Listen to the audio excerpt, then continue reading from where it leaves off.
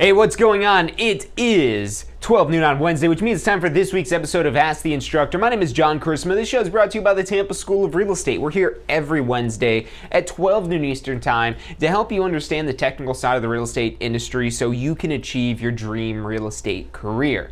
And what we're talking about today is a very important skill to have in real estate. That's the skill of selling houses. If you're good enough at this, people will pay you to do that. Now, what does it take to sell a house? How do you even get the clients in the first place? How do you win over those clients? Then what are the steps to the sale? What does this overall process looks like for us to be able to provide a service to a seller to help them sell their house for us to earn a commission in return?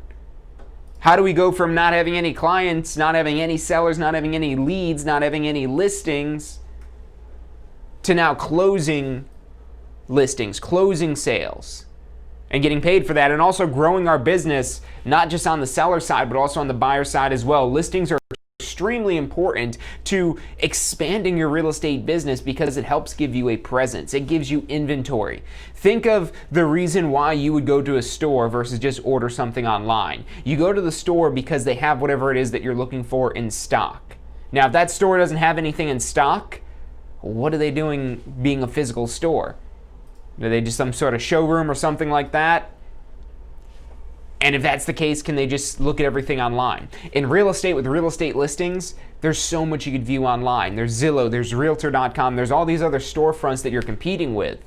But the thing is, these storefronts don't have that personality that you bring to the table, don't have the local market knowledge that you bring to the table. And it's more than just the online presence. It's also about, when we talk about marketing and farming and advertising, how you want to focus on a local area so that way you can be known as the expert in that local area. And we're going to dive into this whole of the marketing and the philosophies behind that to help motivate sellers to want to reach out to you when they're thinking about selling their home, all the way up to converting them into a listing agreement, to getting the property marketed to the best of your abilities, to actually closing the sale and getting paid and collecting referral and repeat business in the future. That's the cycle that you want to just rinse and repeat again and again and again and again. And it's really a constant process of perfection, of trying to tweak things to make it better. And the more it is you systematize this, the more it is you can dial it in and grow and expand that further. So as you can tell, there's a lot we have to talk about of working with sellers, of listings, and they're a very important part to most real estate businesses and most sales associates and brokers. At least to some degree, they rely on part of their business coming from sellers, not just working with buyers. And the more it is that you can focus on sellers and make sellers part of your business, the more that'll also grow the buyer side of your business as well. We'll talk about that effect where it comes back around like a boomerang. So stick with us. I'm John Charisma. We got a big action-packed show for you today. I'm John Charisma. You're watching Ask the Instructor.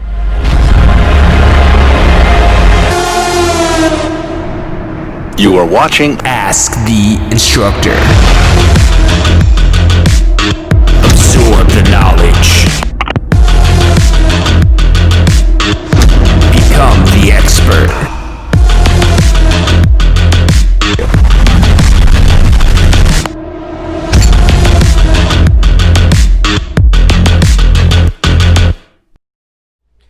Hey, welcome back to this week's episode of Ask the Instructor. My name is John Charisma. The show is brought to you by the Tampa School of Real Estate. It's called Ask the Instructor. We're here every Wednesday, 12 noon Eastern Time, to help you understand the technical side of the real estate industry so you could achieve your dream real estate career. And today is an example of a topic that exactly fits our theme. So before we start talking about sellers, we have to first understand this whole buyer v. seller, buyer versus seller. Which one do I pick? Do I want to focus on buyers? Do I want to focus on sellers? And you might talk to different real estate agents, and some might say, oh no, I only work with buyers. Or some might say, oh no, I only work with sellers. And the rest of them usually will say, yeah, I can help you. I've got a real estate license. Or the really good ones will say, oh no, I specialize in buyers, or I specialize in sellers, or I specialize in, but there's a lot of things it is you could say. But look, it's not about choosing sides here. This isn't an election. We're not trying to win buyers or win sellers. We can make them both happy. There's no zero-sum game here. Your business can be good at working with sellers, and it could be good at working with buyers. Now, think back to when you first started in real estate, before you knew anything about real estate. And if you're new to real estate, that might be where you're at right now. Maybe you know a little bit. But when you're starting in real estate, you just imagine that you're going to help everyone. That you're going to work with buyers and sellers, and you can do this and that. And then you get efficiency and productivity coaches and gurus that'll come in here and say, oh, you've got to focus, you've got to get a niche, you've got to do that. And yes, that does help you achieve success. If you want to achieve success quickly, you have to focus your efforts. So sometimes that might mean you pinpointing your efforts so that way you could achieve some success. But once you start to achieve that success, it's about systematizing that, putting that on autopilot, and now moving on to that next venture. Well, that is, if you want to continue to grow your business, that's what you want to do. So let's assume you want to keep growing your real estate business. Now, let's talk about how a lot of new agents get hung up on buyers. A lot of new agents get hung up on buyers. Why? Buyers are easy. Why? Buyers don't have to make an agreement with us up front to pay us thousands of dollars. A buyer, they could say, hey, can you show me a house? And we could say yes and show them a house, and that might eventually potentially lead into a deal. So it might look like buyers are easier. That would be the case for buyers. Now remember, we're not here to pick sides on this, but to understand how the different parts of our real estate business, if you're doing real estate sales, you should be able to work with both buyers and sellers in some capacity or another. Now you might be better at one or the other, but you do want to understand both of these. So buyers, they might seem easier at first because there's no barrier to entry to be a buyer. You just have to want a house to be a buyer. Anybody out there that wants a house is a potential buyer, so a very low barrier to entry. As opposed to sellers, in order to sell a house, you have to own a house. So already we're talking to a much more limited group of people. There's a lot more people that are potentially buyers compared to the people that are sellers. Now, at the same time, what's really important, and that's again, it's not about choosing sides here. What's important is realizing that when people sell their house, they're not going to become homeless. They're not selling their house to go live on the road or live on the street or go hop on a houseboat. Now, occasionally, a few people might do that, but for the majority of people, I'd probably throw a statistic at 99% of the rest of the people on there, when they sell their house, they're going to be purchasing some other house, or at the very least renting something and eventually then repurchasing again. But because of all the tax incentives with the capital gains incentives and with the Homestead Save Our Home Amendment in Florida, most of the time when people sell their house, they're going to want to buy another one to be able to take advantage of those tax advantages and benefits they've been taking advantage of. So what's important to realize is the sellers are buyers. Now, yes, there are fewer people that are a seller, because there's fewer people that own a home compared to just people that need to buy a home. Because people that need to buy a home, this encompasses people that already own a home as well as everybody who doesn't own a home. So buyers, they're a dime a dozen. And because there's such a low barrier to entry, because anybody can be a buyer, all you have to do is want a property. Now, of course, we could talk about doing pre-qualifications and getting them to talk to a lender and going through that to figure out who are the legitimate, more motivated buyers. But at the same time, if you don't own a house, well, we're not even going to waste the time thinking you're a seller. Versus somebody who does own the house, even if they're not ready to sell right now, they're going to want to sell at some point in the future, most likely. So there's a lot more opportunity on the seller side, even though there's fewer transactions, because there's fewer people, and I don't even want to say there's fewer transactions, but there are fewer sellers than there are buyers. And if you're focusing on picking up buyers, maybe you do get a seller every now and then. So if all you've been focusing on is buyers, when you've got that opportunity for a listing, if you don't regularly do listings, if you don't regularly help sellers sell property, you're going to end up disappointing your buyer.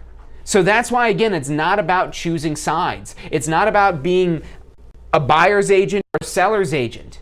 It's being a real estate professional that can help people achieve their real estate goals. You painting yourself into a corner. Look, if you're going to do residential sales, you've already painted yourself into a corner. That's your corner. You don't need to further define that to say you only work with buyers, you only work with sellers. Or if you are going to do that, at least to have somebody you can refer this out to.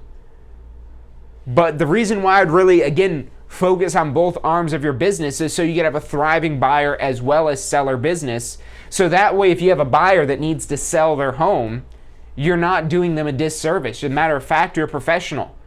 You're exceptional. You have a proven system, process, tools, techniques, strategy, marketing, whatever it is that is your special sauce, that you've got all that. And now see how you're all of a sudden so much more of a complete package. That's what you want to be to your clients. You want to be the complete package as much as you can be.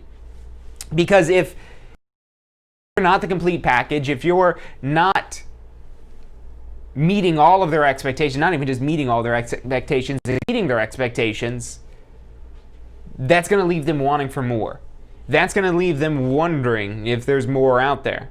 And at the end of the day, yes, you have to be reasonable, but at the same time, that reasonable definitely has some pretty extending limits, especially when there's as much on the table as there is with the real estate commission. With the amount of money it is that we get paid, there's a lot of incentive for us to get the transaction done at almost whatever means necessary. But if we don't have the knowledge, if we don't have the know-how, it's going to be very difficult for us to serve our clients. So again, it's not about picking sides. It's about being an expert at everything. And if you've only been focusing on buyers so far in your business, like a lot of agents do, look, it's time you figure out working with some sellers. Start understanding it. You don't have to go out and try to get a seller tomorrow, but start to figure this out so you can develop that next arm of your business, that next source of income for your business. There's an entirely different way it is that you prospect for leads with a seller versus with a buyer. Now, one of the ways you do that is where these work in perfect harmony, where you might be farming and marketing and advertising to a neighborhood and you're trying to pick up sellers, but you're trying to find in that neighborhood who would be a buyer. Because if we're talking about single family homes and you could look at the statistics as well for where people actually own versus rent. So if you're targeting a neighborhood where there's a high percentage of owners versus renters, and you're showcasing properties that are available, potential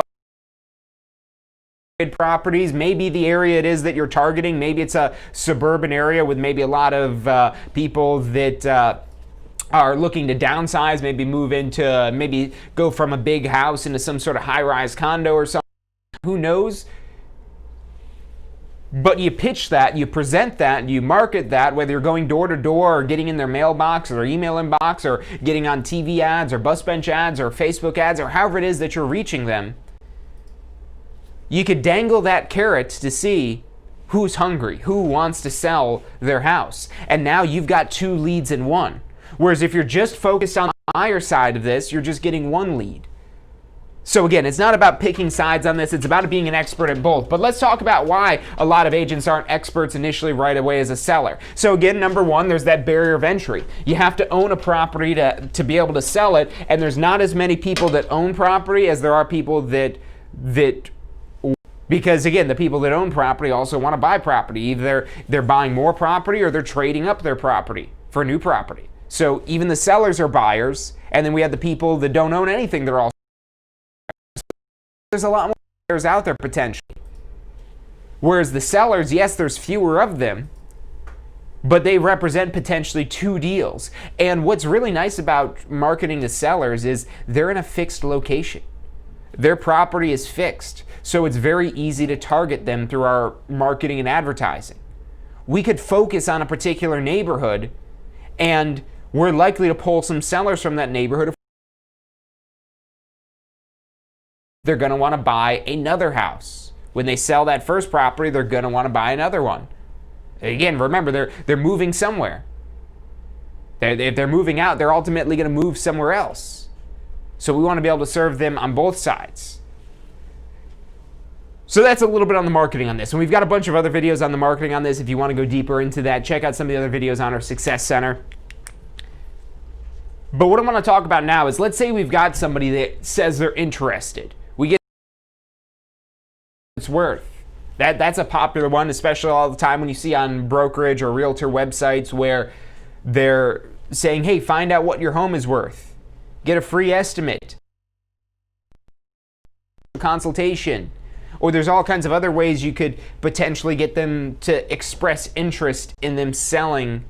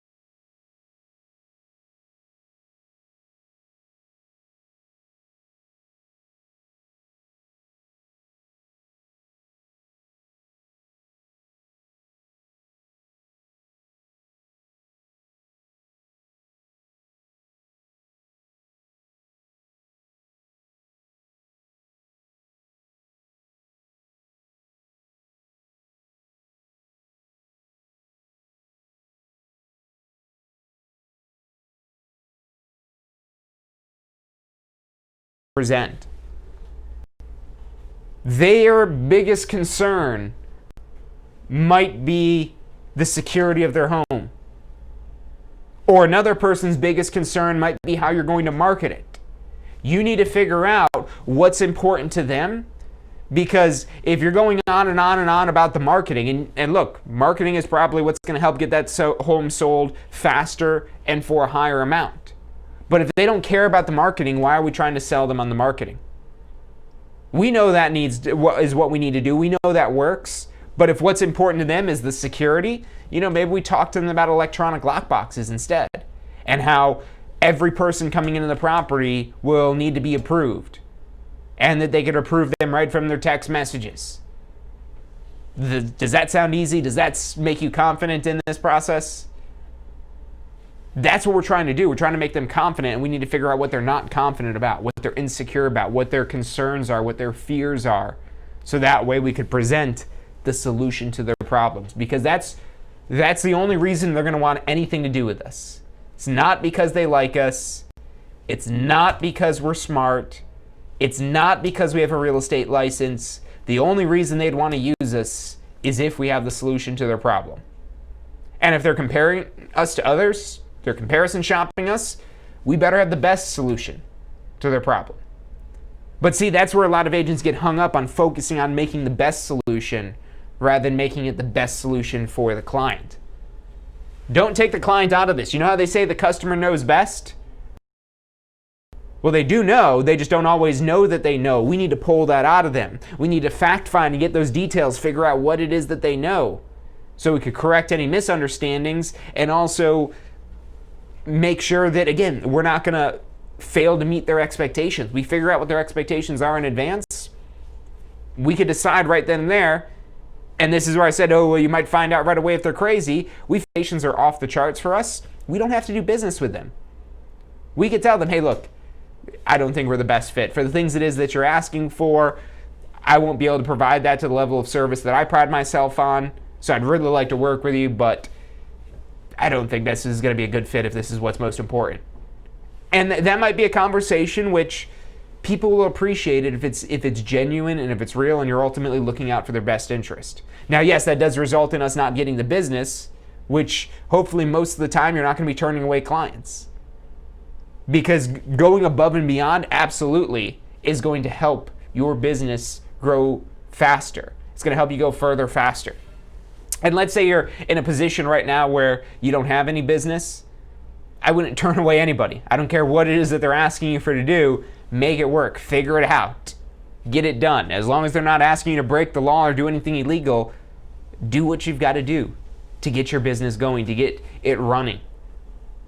And it's only going to get easier from there. But you want to capitalize on these leads so you can get momentum. Momentum is one of the most powerful things about listings, because let's say you do the presentation, and in the presentation, that's ultimately, again, you're presenting to what their concerns are, how your solution ultimately solves their problem. We figure out how our solution can solve their problem. We present that to them, we communicate that to them, and then we ultimately close them. Now, close, not meaning that we're closing on the house, but that we have a deal. We get what's known as a listing agreement. And this is why a lot of new agents are afraid of listings, because with a listing, we have to ask to get paid first. With a listing, we're asking to get paid up front. And a lot of people are uncomfortable talking about money. And that alone is what steers away a lot of agents from listings. But even if you're comfortable talking about money, we have to do the work, not just to talk about money, but to persuade them. It's not just about talking about the money, it's now persuading them that we're ultimately worth the amount it is we're getting them to agree to. So we've got to do this in advance, whereas with a buyer, they really don't even have any obligation to pay us usually, where we're going to get paid by the seller because some listing agent went out there and got a listing agreement signed with the seller where they've pre-negotiated with the seller how much, let's say if I was listing the property, how much I would get paid for listing and marketing it, and let's say you're representing the buyer, how much you would get paid for representing the buyer. That's what I would negotiate with the seller right from day one. I would negotiate from the seller, hey, if we sell, let's say 6% and My brokerage will get 3%, and whoever represents the buyer will also get 3%. And what I'm going to do is I'm going to try to market the property to the best of my abilities, because if I could also find the buyer myself, then that ends up being a 6% commission that would go entirely to my brokerage, which is why I'm going to spend so much in marketing and advertising and getting your property out there and getting exposure for your property. Maybe one angle you could take on that. But let's say now we've got this listing agreement. We've got it signed. We've got an agreement. There's some time period to these. Maybe it's 3 months, 6 months, a year. You agree to some time period, and then we go to work. We get the agreement signed, then we go to work. Notice how that's different than when you work with a buyer, because with a buyer, there is an agreement out there you could get called a buyer brokerage agreement. And I would recommend that you do this in advance, because it'll help you get higher quality buyers and more serious buyers, and it'll help frame expectations and everything we've been talking about. But that's not necessary, and that's also not common. A lot of times when you want to go see a house, you just click on schedule appointment on Zillow or whatever it is, and that gets funneled through to some realtor that's paying hundreds of dollars for those ads. And then you go take him out there. And that's one way to do it. And that's how a lot of real estate agents make money and base their business around. But like we've talked about already, I don't want to go back into selling you on listings, but having those listings, having that inventory is going to help you grow and expand your real estate business.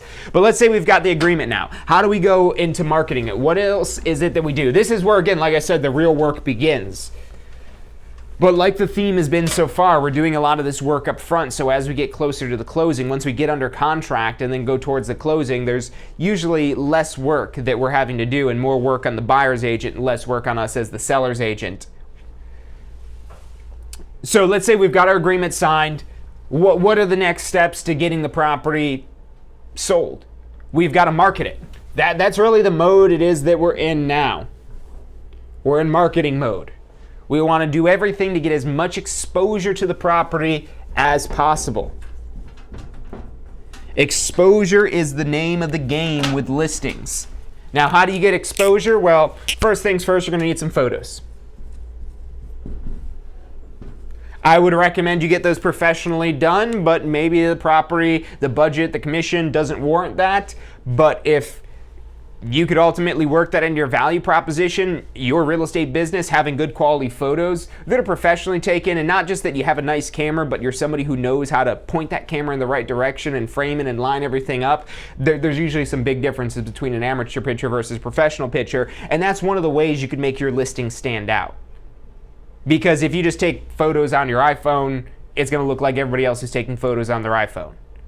And they just kind of have that artificial look to them that a professional photographer usually won't have in their photos. It's hard to explain, but that's something that would be worth it. But again, it's something that costs money. The more it is you want to invest in any of these things, the more it is it's going to cost. So that goes back to negotiating the commission at the beginning. When you're making that presentation, now marketing is really important. Now, like I said, if they're not interested in the marketing, you don't need to talk about any of this stuff.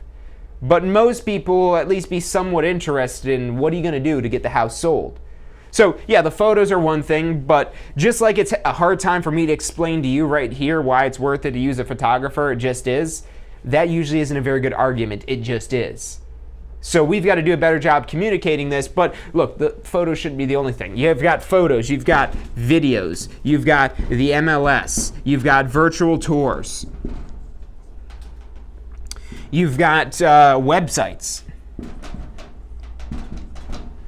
You could have virtual flyers, you could have open houses, mailings,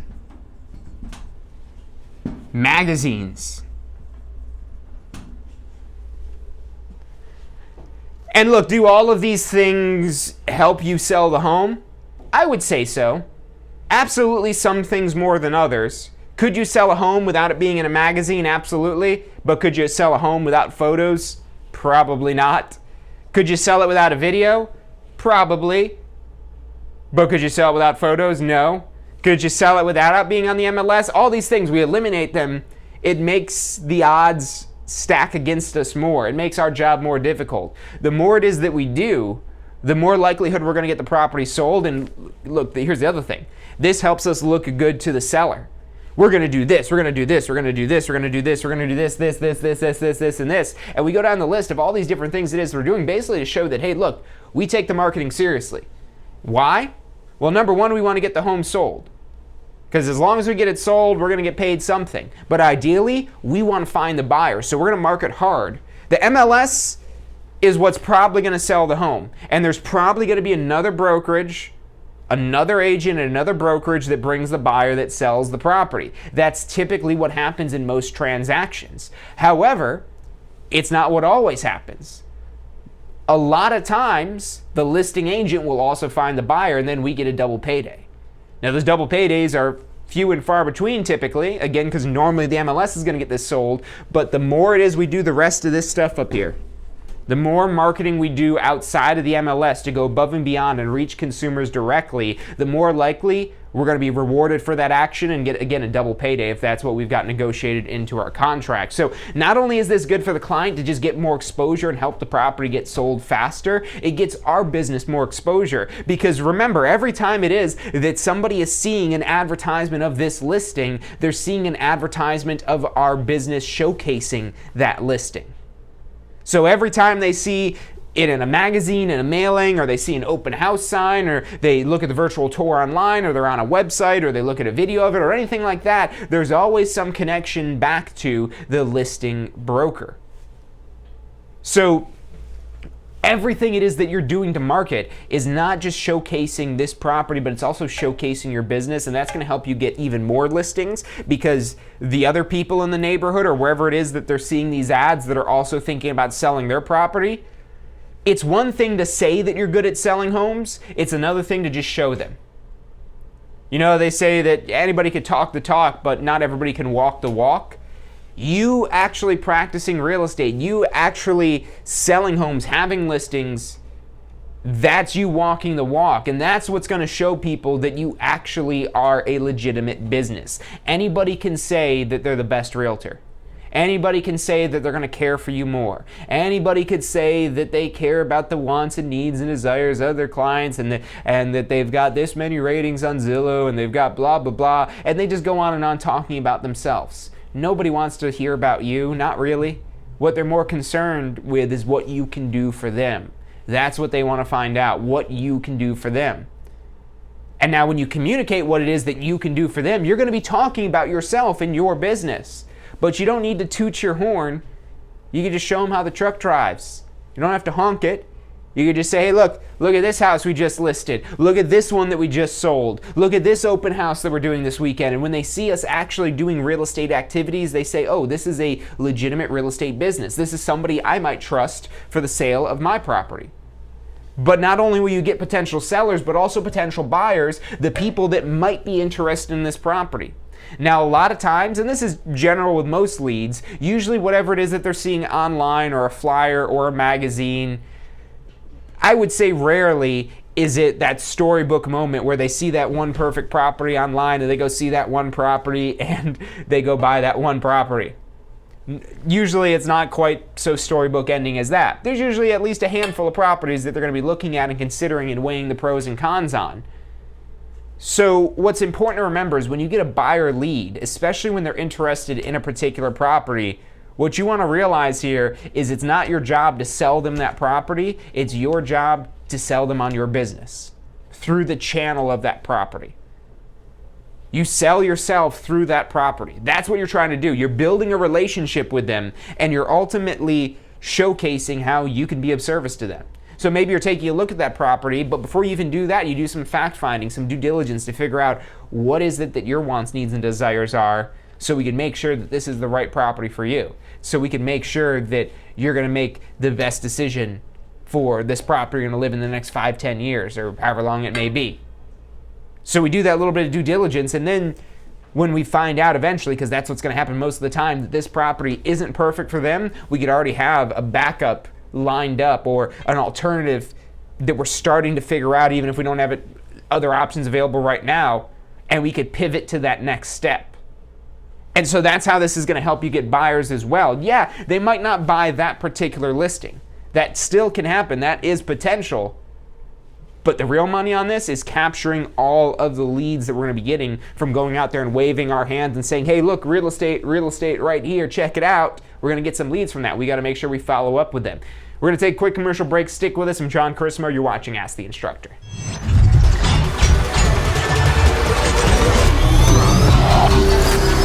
most powerful tool to study for your real estate exam is the question simulator from Tampa School of Real Estate. We've used our years of experience in preparing students for the Florida real estate exam to bring you the most powerful exam study tool available. In the question simulator, you'll be able to go directly to a particular unit so you can focus on the sections where you need the most practice. We have also included the percentages of each unit so you know which units are the most important for your real estate exam. Every question will immediately give you detailed feedback, which is almost always more important than the question or the answer themselves. After completing all the questions in a particular unit, you can go through question by question and review any that you've gotten wrong. You could also print out a report at the end of each quiz. The question simulator from Tampa School of Real Estate is 100% mobile compatible, so you can practice with test questions anywhere you have your phone with you. Enroll now at questionsimulator.com and get ready to pass your exam.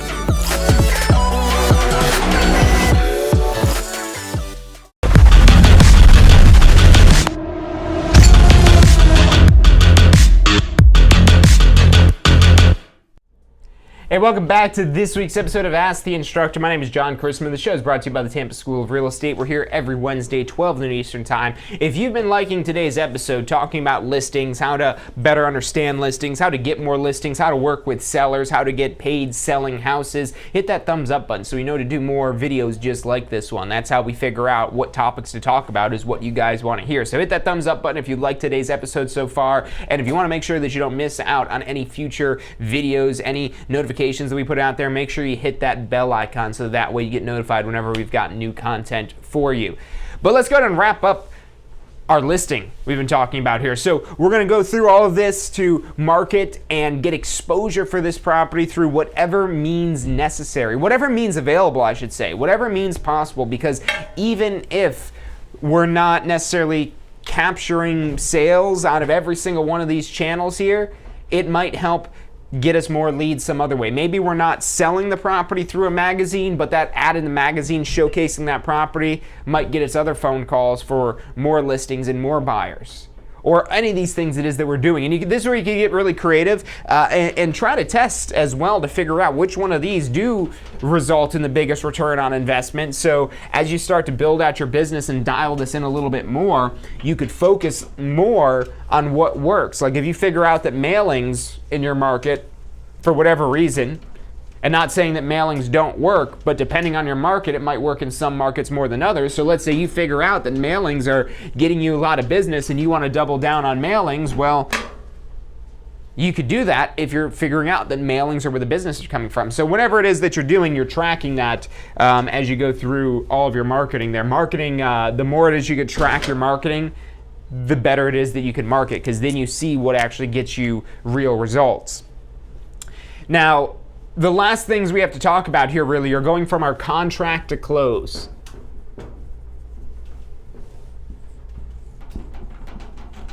So the first step, obviously, in getting to the contract is the negotiation of that contract. So as we start to get in offers of this, and you probably remember this from your course talking about presenting offers to your clients, but as you start getting offers in, you're presenting those to your clients, you're helping them make an educated decision as to which offer it is that they want to accept, how they want to proceed with, whether it's bidding wars or counter offering or whatever it is that's going on with that. So we go through that negotiation process, and then we ultimately get under contract. And once we get under contract, that's where, as the listing side, we get to coast a little bit. I don't want to say that we're basically done here, but we get to coast. We get to kind of take a step back. Now, there's still action for us to take on this part here to make sure that we're following the contract, that we're staying within the terms and conditions outlined in the contract.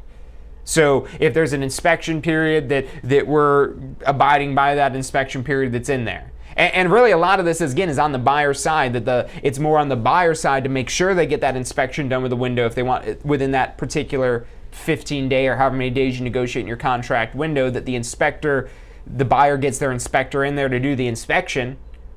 And all we really need to be aware of on the seller side is, okay, they've got 15 days to do the inspection. Once we get past that 15 days, we're clear on the inspection. As long as they didn't cancel it within those 15 days, we move past that inspection contingency. And that's really what it is that we're doing there, to kind of keep an eye on the contract, make sure the deal isn't falling apart, and so on and so forth. And if the deal falls apart, that maybe could turn into escrow disputes and things like that if you're holding escrow, but overall, if the transaction ends up closing, there might be little hiccups and speed bumps here and there, maybe extending a contract here and there, extending the closing date a little bit for it. But just minor things that we're doing, and usually it's just where we're responding to the buyer side, to the buyer's agent of what it is that they need. Now, if we're representing the buyer as well, then obviously we've got more work to do here working with the buyer. But if we're just working on the seller side, like I said, we kind of get to coast a little bit here because now we're really only having to respond to the buyer other than just keeping an eye to make sure things are getting done. And then we make sure that basically everything gets done according to the contract leading up to the closing, so that way the closing goes through without a hitch. And then after the closing, then it really just moves into us getting referrals and repeat business.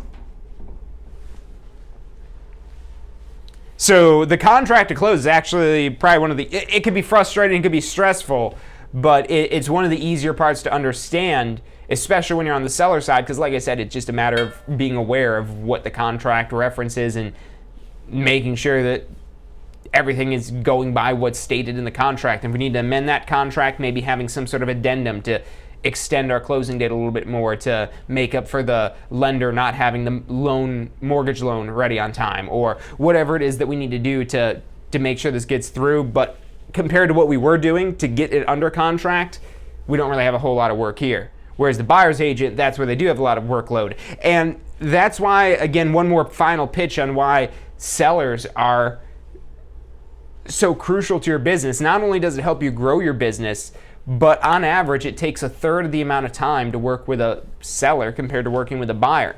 And a big reason for that is because there's not a whole lot that we actively have to do in the contract to close compared to what the buyer's agent has to do. When we're working with a seller, not a whole lot we've got to do of actual working time here, but working with a buyer, there's a lot that we're doing on the back end going from contract to closing here. And this is where deals fall apart. So this is where it gets really stressful as well. Now, it's stressful for a seller if the contract goes through, but at the end of the day, you just put the property back on the market and get it sold. Yeah, it's a little bit harder when you have to put it back on the market, but it's usually not as detrimental as it can be for the buyer. And then it depends on the situation. It depends on the scenario, so I shouldn't put generalizations on that. But like I said, overall, according to the National Association of Realtors, it takes 1/3 of the time to work with a seller compared to working with a buyer. So for one reason or another, I bet a big part of it is this contract to close portion, that there's not a whole lot that we have to do on the seller side with that here, that this makes it significantly less time. And the actual work that we're doing with the marketing is really we set it up and then we just keep an eye on it. We make sure it's doing what it's supposed to be doing. And a lot of that stuff for the marketing is doing it automatically. We're not physically there on the bus benches or in their mailboxes saying, hey, come look at this house. We've got a piece of paper or a billboard that says these things. So we're there without having to actually be there. So that's also another reason why it takes less time to close a seller than it takes to close a buyer. And for that reason alone, you should really put an emphasis on growing the seller side of your business and picking up more listings, and it will help you grow your business beyond what you can imagine because it'll feed into itself. And with that self expanding process, again, over time, it's unbelievable what it is that you could accomplish with that. And that's all through the referrals and the repeat business as well. So you got to do a good job in the sale so that way you do get referrals and repeat business. But if you do a good job, you've already set yourself up for success with referrals and repeat business. All you've got to do is stay present, stay with a relationship, maintain that relationship you have with them, so that way when they have friends and family members who have opportunities for you, that they'll forward them right your way. So that's listings in a nutshell, a nice condensed version of listings start to finish, from getting listings all the way to closing and getting repeat business on these sellers. So if you've liked today's episode, again, make sure you hit that thumbs up button so we do more videos about sellers and listings. Maybe you want to hear about buyers, maybe you want to hear about some other steps, message us, call us. We're here to help you. We're here to help you achieve your dream real estate career. That might involve you taking some courses that the state of Florida says you've got to take. We've got those courses available. If you want to get your real estate license, renew your real estate license, take your real estate business to the next level, call us up, 813-333-2676. Again, that's 813-333-2676. We have advisors standing by to answer any questions you have and assist you in any way it is that we can. So let us help you.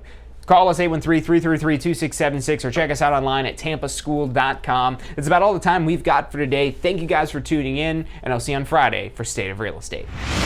Hey, so if you're thinking about starting a real estate career, it could feel a little overwhelming sometimes. Look, that's completely understandable. That's why we're here to help. If you haven't already, check out our Success Center, tampaschool.com/success, or if you don't even know where to begin, give us a call. We'd love to help you out. We've got advisors standing by to answer any questions you have and assist you in any way it is that we can. Our phone number is 813-928-0106. Again, that's 813-928-0106. Give us a call. We're the Tampa School of Real Estate. Do you want a career that allows you to be in control? With a career in real estate, you'll get to call the shots. Whether you're looking at starting part-time or want to become the next top agent, a career in real estate makes it possible. Find out what it takes at tampaschool.com. Do you want to incorporate studying for your real estate exams into your busy schedule? Now you can review the key topics you need to know to pass your class and state exams with our MP3 audio review. Simply pop in your headphones or connect to your car to reinforce crucial information while you exercise or drive. Listen to the first unit for free at mp3audioreview.com. That's mp3audioreview.com. Are you thinking about a career in real estate? Hey, I'm John Chrisma with the Tampa School of Real Estate, and we've helped thousands of people just like you obtain their real estate license.